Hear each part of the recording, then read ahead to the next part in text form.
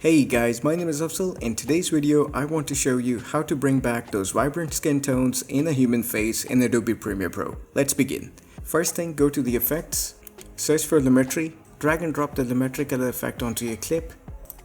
With the clip selected, head on to Lumetri color panel, curves, click on Hue Saturation Curves.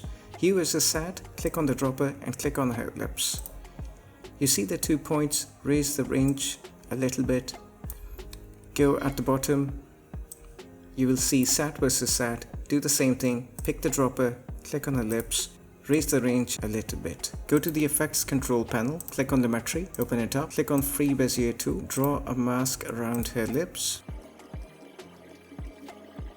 Once complete, change the mask feather to 25 and then hit the play button to drag the mask all around the video. I'm going to speed up the process.